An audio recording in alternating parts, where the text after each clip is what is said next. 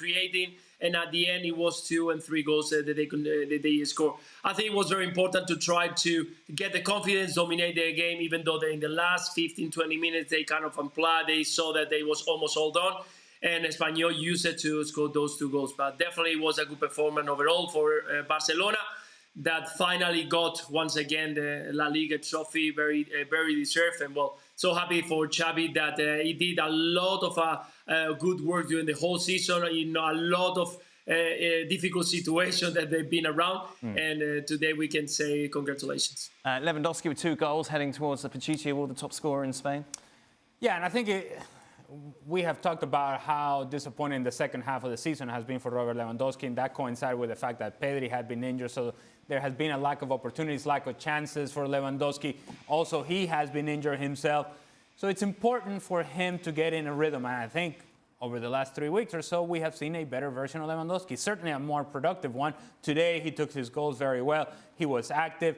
And I think he gets excited by the idea that he has players around him when Pedri's behind that are going to find them in good spaces. And he's going to trust that there's a cross coming from the right, that there's a cross coming from the left, that all he has to concern himself with is finding good spaces inside the 18-yard box. He did that very well today. And more than likely, he's going to be the Pichichi. Luis, I think back to when we were at the Bernabeu for the first Clásico. Real Madrid won, and they won easily, didn't they? What has changed since then to see Barcelona go on this run and win La Liga with such ease? Well, I think the most important is the defense.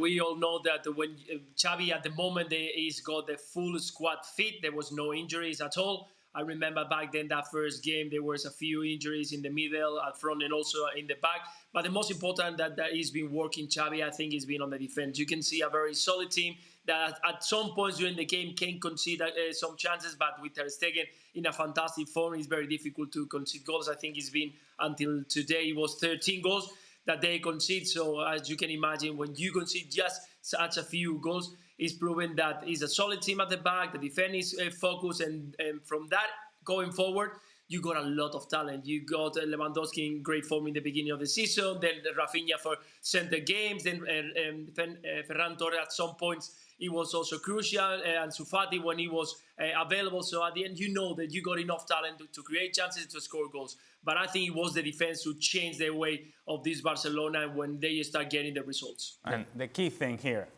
in terms of that change that you're talking about, Dan, is Xavi being able to take his ego out of the equation. He would have come into the position as Barcelona manager with a picture as to what his Barcelona team would be and how they're going to play. Which is Pep 2.0, basically. Right, and so I'm going to play with 2 wingers high up the field, and we're going to have possession, and we're going to be dynamic in the attack, and we're going to create chances, we're going to dominate possession, we're going to be something spectacular. And then he realized we can't defend like this. We may have those players in those positions that I just mentioned, but we cannot defend like this. And so, guess what? No longer are we going to play with 2 high wingers. No. We're going to play Gavi on the left-hand side, but he's going to tuck in and give us a 4th midfielder. That allows me to have some sort of balance with Busquets and De Jong.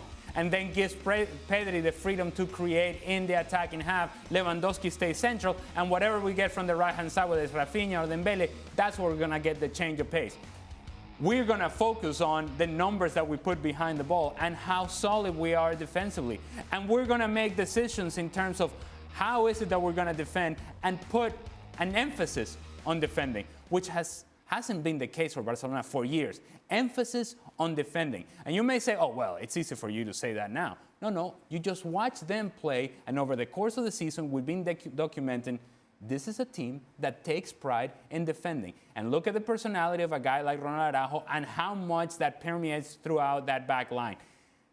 A guy who takes a leadership role in the back line and takes pride for defending and takes pride in winning challenges. And now it's not so much about how many goals we're scoring over there, it's how many goals we're keeping out from here.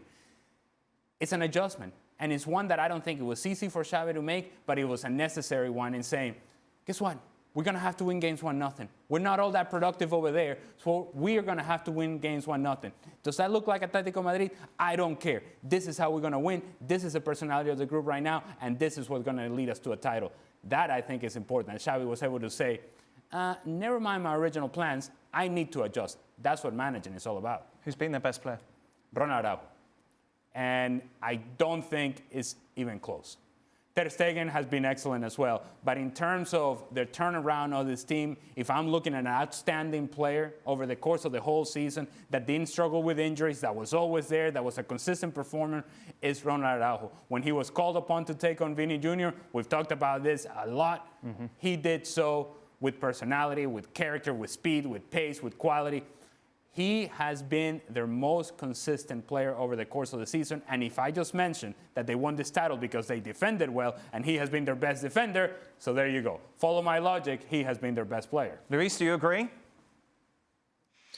100%. I think, and the word is consistent. I think last year he wasn't consistent because of the injuries, or it was in and out, and then he was out of position.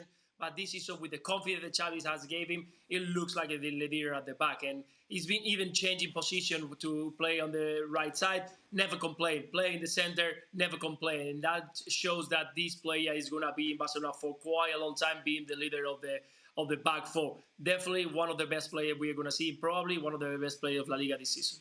Luis, obviously Barcelona have been kings of the 1-0 on their road to win this La Liga title. How much patience will the fans have with that sort of style if it continues going into next season?